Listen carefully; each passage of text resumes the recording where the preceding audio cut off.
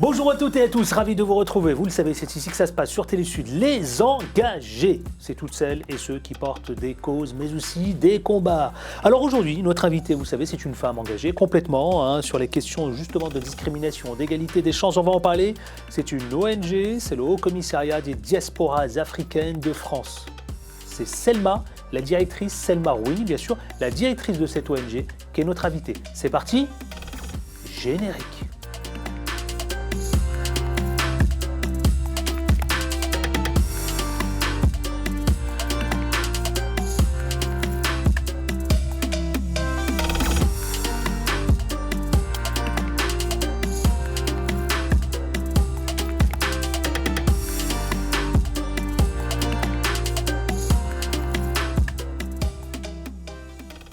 Et vous êtes de plus en plus nombreux, justement, à nous suivre. Et c'est un véritable plaisir. Les engagés, elle est avec nous, elle est là. C'est la directrice de l'ONG Haut Commissariat des diasporas africaines de France.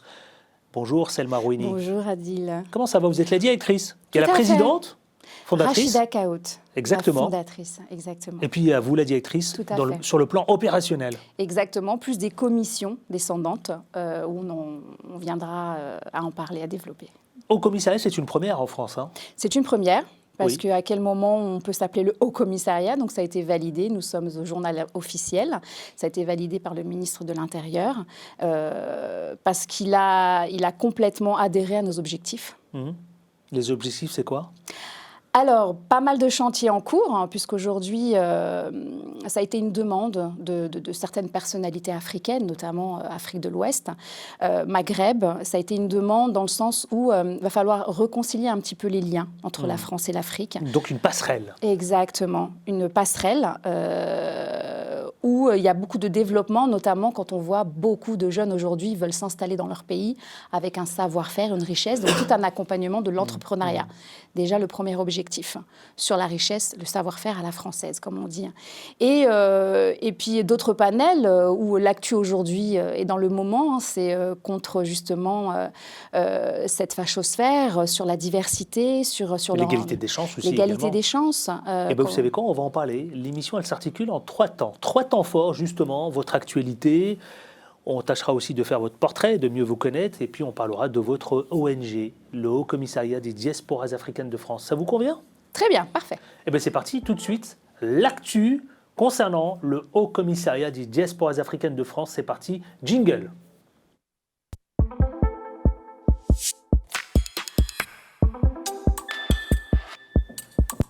Ma chère Selma Rouini, Oui. Madame la directrice, justement.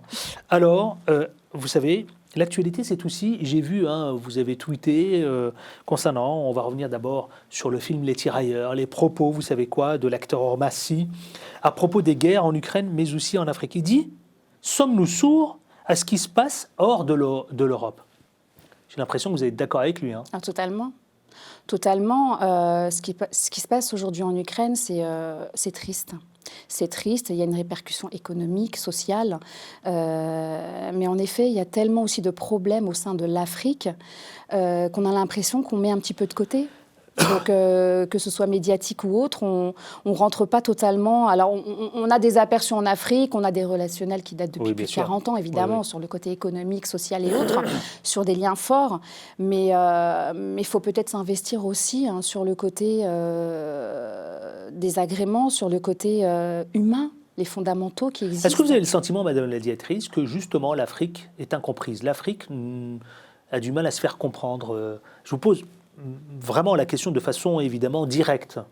Lorsque Omar Sy provoque, évidemment, c'est pas lui qui provoque la polémique. La polémique, on voit bien d'où elle est née d'où et elle arrive d'où. Mais est-ce que l'Afrique a du mal à se faire comprendre? Alors, Omar parle avec son cœur. Voilà, comme beaucoup de personnes, Omar est français. Nous sommes français et on a cette biodiversité où on a envie aussi que ça se passe bien parce qu'on a cet enrichissement. Maintenant, on voit également ce qui se passe de l'autre côté. Pourquoi, justement, on n'arrive pas à déceler ces problématiques et à venir, en tant qu'Union européenne, en tant que facilitateur des liens? Il y a un gros problème aujourd'hui et on essaie de comprendre pourquoi. Qu'est-ce qui manque, justement, par rapport à ça? Alors, autre sujet, vous savez quoi? C'est concernant Zidane. Alors, juste après les tirailleurs, c'est Zinedine Zidane, l'icône, la légende du football mondial, avec les propos méprisants, beaucoup le qualifient de méprisants, les propos donc tenus par le président de la Fédération football française, Noël Le Graët, en direction de Zinedine Zidane. Là aussi, vous êtes intervenu et vous avez tweeté, vous avez évidemment fait part de votre sentiment. Alors, ça vous scandalise? Alors complètement. Soit ce monsieur se voile la face en disant évidemment sur des antécédents qu'il n'y a pas de racisme au sein du football. Mais il faut le dire, il y a du racisme dans tous les milieux aujourd'hui. On a un outil qui s'appelle les réseaux sociaux. On voit l'engouement de cette fachosphère aussi au sein des réseaux sociaux. On en fait quoi? Dire aussi, alors il y a aussi pas mal de choses le concernant ce monsieur par rapport à la femme. On parle de l'égalité des chances femmes-hommes, que ces footballeuses doivent continuer aussi à se tirer les cheveux pendant leur match. À un moment donné, on va en arriver où? Donc soit on se complète à ce qu'on a envie de penser et notre vérité à nous, ou soit on ouvre les yeux et on voit vraiment qu'il y a un vrai problème. Quel est ce message qu'il a envie de faire passer? Aujourd'hui, Zidane est mondialement connu. Il représente la France. Que les personnes soient contentes ou pas, aujourd'hui, il représente la France. C'est ce qu'a dit Kylian Mbappé.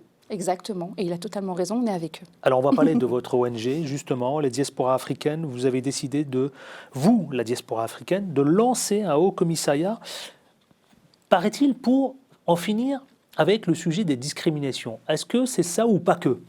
Alors en finir, je ne sais pas. Ça fait longtemps que ça existe. Est-ce qu'on peut changer les mentalités aujourd'hui? Après, je parlerai aussi de mon parcours. Quand Rachida m'a demandé d'être la directrice. Rachida Kaout, la présidente. Une grande femme, parce qu'elle fait également avec le cœur, et c'est ce qui me plaît chez elle. On est totalement pareil, d'où on a eu cette alliance aussi du vivre ensemble. Moi, le vivre ensemble m'a toujours touchée, parce que j'ai vécu des choses aussi sur la discrimination. Et je le dirais, de toute façon, je n'ai pas à m'en cacher. On ne parle pas de cette compétence, de cet enrichissement, mais ok, les origines, ça bloque à un moment donné. Et quand elle m'a parlé que le panel... Vous pensez vraiment ça? C'est une réalité? Ah oui, bien sûr. Je l'ai vécu. Ouais. Totalement. Bien sûr. C'est une réalité. C'est un triste constat. C'est un triste constat. On a un plafond de verre, on a un double travail à faire parce que... Alors, il n'y a pas que la discrimination au niveau des origines. Il y a la discrimination locale, territoriale. Quand on vient aussi d'un quartier où on envoie un CV et on vient d'un quartier qui est plus ou moins sensible, non, au niveau de l'employeur, ce n'est pas intéressant parce qu'ils vont se dire, ouh là là, à un moment donné, on a peur de l'autre, on a une peur totale de l'autre. Et quand on parle du racisme, quand on voit aussi la signification, aujourd'hui, c'est peur de l'autre. Ne pas aller vraiment vers l'autre, c'est la peur de la connaissance de l'autre. Et puis on va dire les choses aussi, certains médias ne nous ont pas aidés par rapport à ça.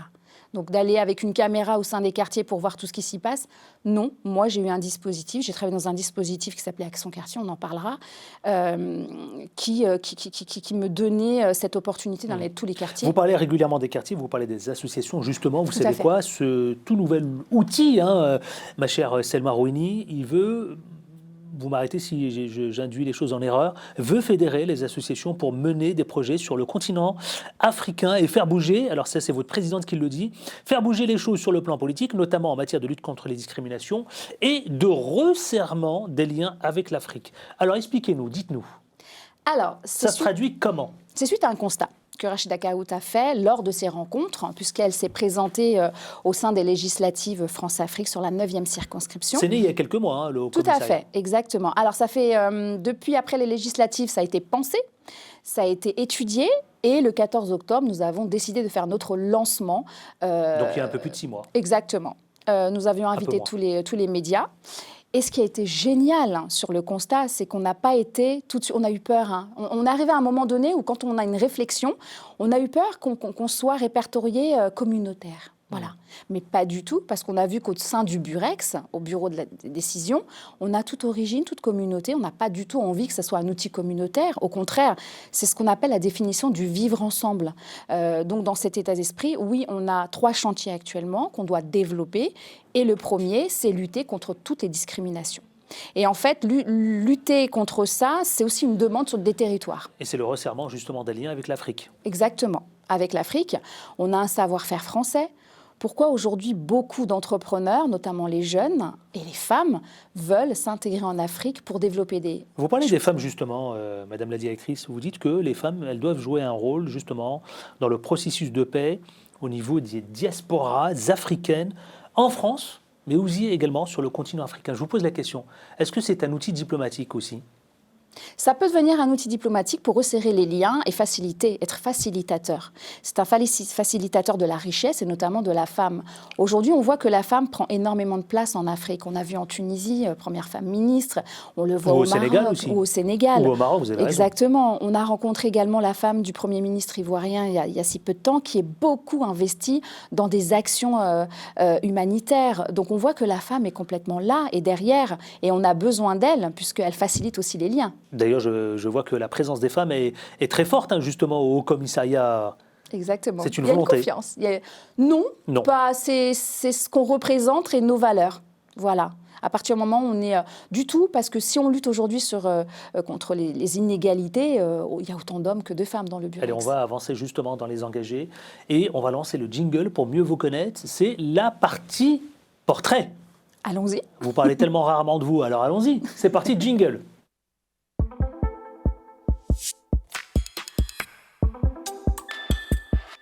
Alors, je m'adresse non pas à la directrice de l'ONG, le Haut Commissariat des diasporas africaines de France, mais à Selma Rouini. Alors, Selma Rouini, vous avez toujours été engagée ou pas du tout ? Depuis quel âge ce truc vous a pris justement plus jeune ? À quel moment ? Est-ce qu'il y a une anecdote, une histoire à nous raconter ? Depuis que j'ai 16 ans. Depuis que vous avez 16 ans ? Depuis que j'ai 16 ans. Qu'est-ce qui a provoqué ça ? Alors, personnellement, voilà, j'ai grandi avec un beau-père. Ça ne s'est pas systématiquement bien passé. J'ai fait un constat de moi-même en disant, OK, s'il y a des jeunes qui subissent la même chose, alors j'ai une maman fantastique, hein, ça, y a pas qui s'est toujours battue pour nous. Je suis née en Tunisie, j'ai un papa que je ne connais pas plus que ça. Il y a ce manque de lien de paternité réel et je me dis, OK, je ne sais pas, si j'ai des jeunes comme moi qui le subissent, mais j'aimerais bien les aider de mon parcours personnel. Et à partir de 16 ans, j'ai voulu travailler avec les jeunes, les enfants, les accompagner et être animatrice. Voilà, j'ai commencé comme ça.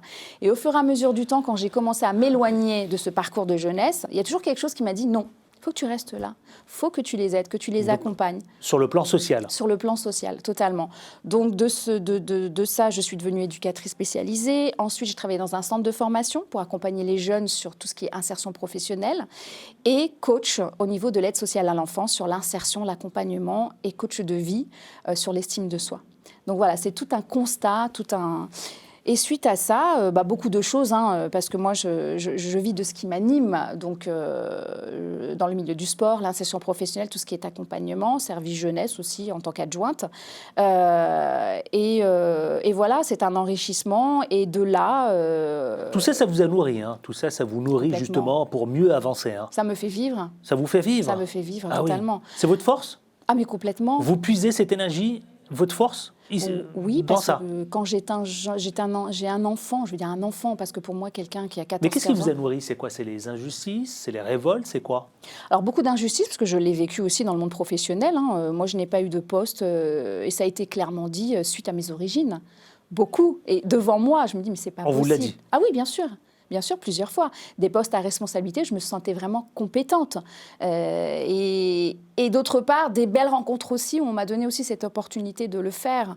J'ai travaillé aussi pour pas mal de pays en tant qu'animatrice radio, télé, l'enrichissement de l'autre. Donc moi, c'est quelque chose qui me fait vivre, c'est une force où je reste aussi dans ma thématique de la jeunesse, hein, puisque aujourd'hui, je suis coach de vie, l'insertion professionnelle, où j'essaie également de développer un outil par rapport à ça sur des besoins de compétences. Mais aujourd'hui, oui, j'en ai vraiment besoin. Est-ce qu'il y a une personnalité qui vous a transmis cette fibre sociale ? De qui vous vous êtes inspiré ? Alors, mes rencontres personnelles, ce ne sont pas systématiquement des personnes connues et reconnues. Après, oui, ça a été une rencontre qui a totalement changé ma vie, on va se le dire, quelqu'un qu'on connaît au commun, qui est Khalid El Kandili, qui a fait énormément pour la jeunesse, qui s'est impliqué et qui me disait aussi, on se ressemble, hein, parce que tu essayes de faire des choses au sein des quartiers où moi je l'ai fait. Alors rappelons qui c'est pas, pour ceux qui nous regardent, hein, Khalid El Kandili, c'est évidemment 9 fois champion du monde, hein, Tout boxe à thaï, fait. mais également aussi, pendant très longtemps, il a été impliqué dans les quartiers populaires. Il l'est Exactement. toujours, mais aujourd'hui, il est producteur. Il a été très, très impliqué dans les quartiers populaires de France, hein. Tout à fait, un des initiateurs des grands frères de l'époque, Insertion Sport Jeune. Donc c'est lui qui vous a inspiré. Complètement. J'avais cette petite magie en moi où quand j'ai vu ce qu'il a réellement produit au sein des quartiers, un engouement avec une finalité, avec un événement qui s'appelait le Trophée des Cités, où de là on a pu déceler Smaïn, Jamel Debbouze, je me suis dit waouh, on peut le faire, se vivre ensemble, on peut y arriver. Eh bien, on continue d'avancer. On avance. Mes chers Selma Rouini. Oui. Allez, c'est parti tout de suite. C'est l'ONG. On va parler de votre ONG, le Haut Commissariat des Diasporas Africaines de France. C'est parti, jingle.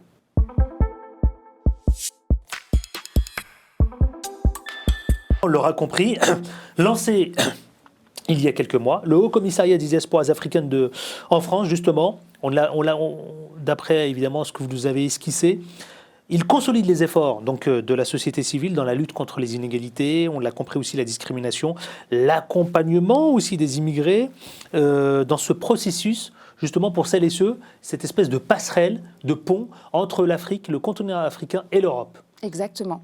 Qu'est-ce que vous faites à ce moment-là ? Vous transmettez le flambeau, il se traduit comment cet accompagnement justement de passerelle ? Alors aujourd'hui, on est en train d'établir, puisque nous allons lancer dans si peu de temps l'Assemblée générale, on est en train de développer des commissions. Nous avons la commission culture, commission entrepreneuriat, commission force de la diaspora aujourd'hui, oui. sur des rencontres entre les investisseurs et autres. On a cette particularité aujourd'hui d'avoir des référents dans plusieurs pays. Où là est possible. On va découvrir justement des photos qui vont défiler où vous étiez très présent sur le continent africain. Tout à fait. D'accord. Est-ce que vous pouvez nous les commenter ? Pardonnez-moi de vous interrompre, mais moi je les ai trouvées magnifiques ces photos. Ici, c'est où ? Ça se passe où ? Et c'est notamment avec la présidente de l'ONG. Ici, par exemple, c'est quel pays ? Alors là, j'ai pas vraiment la définition de quel pays parce que j'étais pas là. Après, c'est des unions d'Afrique. Et la présidente est là. La présidente est là. Alors à l'occasion justement de développer ces rencontres, ça a été plusieurs rencontres, plusieurs enrichissements, parce qu'elle a fait autant des quartiers prioritaires, puisqu'on en a aussi là-bas en Afrique, que se relationner avec des parlementaires et beaucoup de femmes. C'est pour ça qu'on est vraiment axé sur le côté femmes. Donc là, vous vous déplacez dans les différents pays. Des écoles, tout à fait, des pays. Et là, vous faites quoi précisément ? C'est pour vous signer vous acter des partenariats ou vous allez pour nouer des relations ? Nous, ce qu'on aime bien par rapport à nos chantiers, c'est de faire des constats, de ne pas parler sans faire des propositions. Aujourd'hui, ce qui se passe, c'est qu'on amène des propositions sans avoir dialogué, sans avoir échangé avec les vraies problématiques. Peut-être qu'il n'y a pas de vrais besoins comme on le pense. Là, ce sont des échanges entre justement ces parlementaires, ces élus, et entre les citoyens, et de voir ce qui est possible de faire ensemble. C'est pour ça que je parlais d'outils diplomatiques tout à l'heure. Hein. Oui. C'est aussi ça, hein ? Exactement. Ouais, une espèce de diplomatie parallèle. Tout à fait. Et nous, notre travail en France, c'est de faire ce référencement de cette richesse des diasporas pour apporter les manquements ou les besoins au sein des territoires africains. Alors, je vous ai montré ces photos-là parce que c'est important, parce que vous prévoyez, votre organisation prévoit une espèce de sommet pour faire connaître l'Afrique à la diaspora. Exactement. On est d'accord ? C'est également ce panel. Vous prévoyez cela, fin d'année prochaine ? Alors là, nous allons participer au Meet Africa le 11 février au Palais des Congrès. Donc nous aurons un stand. Nous allons travailler sur 3 panels sur ce stand-là, notamment l'insertion sport jeune, l'accompagnement au niveau du sport, la femme africaine et le savoir-faire, la diaspora, et en même temps l'entrepreneuriat au niveau de la jeunesse, le référencement de ces jeunes qui peuvent accomplir alors, soit d'aller s'installer là-bas, ce qui va peut-être aussi et normalement émerger du travail, qui peut peut-être aussi stopper un peu cette immigration clandestine, puisqu'il n'y a pas de travail. Ces jeunes qui arrivent en France ont besoin que de travailler, avoir un accompagnement. Et on veut vraiment apporter ce dispositif pour faciliter et émerger vraiment des connaissances. Alors, il y a, et j'ai bien compris, votre participation au sein de ce sommet qui se tient donc en février prochain. Mais vous, tout de même, vous voulez organiser votre sommet. Hein. Exactement. C'est le sommet consacré à l'Afrique. Alors, consacré à l'Afrique. Il y a des axes, j'imagine ? Alors, il y a des axes, notamment sur la culture de l'autre, le vivre ensemble, l'échange de l'autre. Apporter aussi cet outil pour faciliter aussi, parce que peut-être qu'on peut essayer de faire changer certaines mentalités sur la non-connaissance de l'autre, sur l'invitation à son propre univers. Et on a remarqué aussi que beaucoup de jeunes sur ce territoire, même au sein des quartiers ou de la ruralité, il n'y a pas que les quartiers, ne connaissent pas leur pays, ce qui est dommage. Et ici, d'origine, leur pays d'origine, tout à fait. Ou peut-être que les parents n'ont pas également les moyens d'amener toute la famille sur cette connaissance-là. On aimerait vraiment faire développer ce lien entre ces jeunes et leur pays d'origine. Pour mieux se connaître ? Pour mieux se connaître et peut-être apporter aussi d'autres besoins. Même au niveau de la France, attention, on en a besoin aussi. Ce n'est pas dire à tous ces jeunes-là, allez dans votre pays pour construire quelque chose.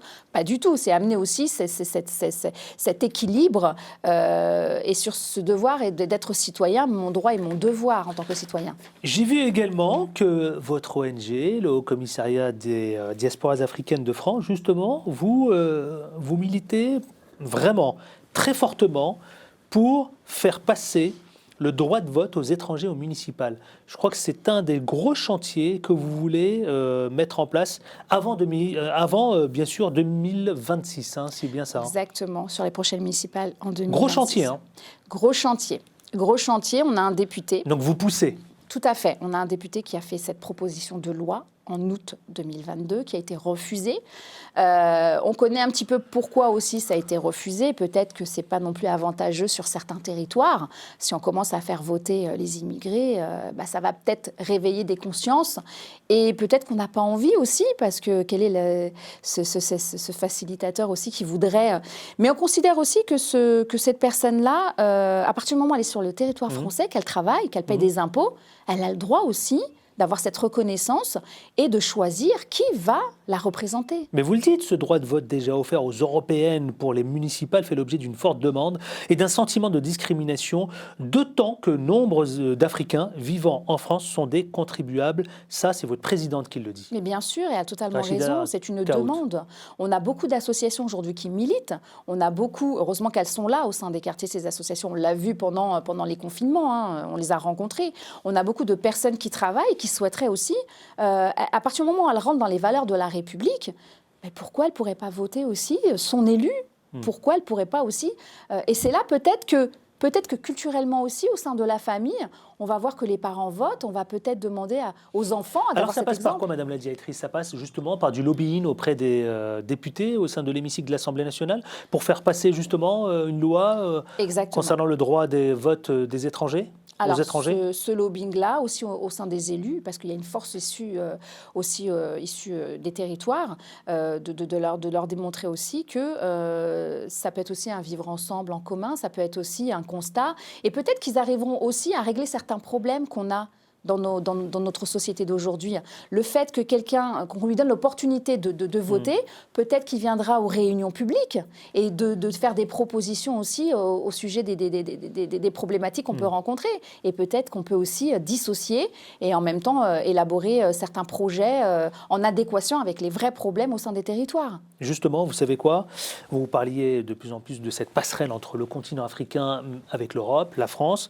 Il y a régulièrement, on en parle souvent, les flux financiers envoyés en Afrique par la diaspora, qui représentent des montants en constante augmentation. On parle par exemple là il y a quelques années à peine, 70 milliards d'euros par an, dont près de 10 milliards en provenance de la France, donc qui parviennent au continent via les immigrés. Exactement. Ça, c'est une véritable manne pour vous, justement, et le continent africain. Ça parle. Ça parle. C'est économique. C'est économique et c'est l'envie aussi, à partir du moment où on met ces outils, cet accompagnement sur des projets, puisque le gouvernement a mis en place, Emmanuel Macron a mis en place une plateforme qui met en relation des entrepreneurs avec des investisseurs sur la connaissance. On a pas mal d'événements par rapport à ça. On a également des rencontres, parce que beaucoup d'investisseurs souhaiteraient aussi faire développer leur propre pays et comptent aussi sur ce savoir-faire français, donc évidemment sur leur jeunesse, leur future jeunesse. Alors attention, c'est par tous les biais, que ce soit politique, économique, social. Aujourd'hui, les jeunes veulent vraiment, par ce biais-là et par cet accompagnement, investir dans leur pays. Et c'est une richesse. C'est une richesse. Voilà, il faut qu'on s'empare. Vous le dites vous-même, vous dites que les diasporas ne sont pas un problème, mais plutôt une solution, une richesse. Alors faisons porter cela. Exactement. Aujourd'hui, on a détecté 32 nationalités différentes au sein du Haut Commissariat. On a compté, on a dit mais c'est génial. On a même découvert des pays qu'on ne connaissait pas, comme la Somaliland, comme je ne savais pas ce que c'était. On a plus de 1300 associations, fédérations. On a des élus qui nous appellent pour nous dire mais c'est génial, j'aimerais réellement m'impliquer. Ouais. Mais avec plaisir.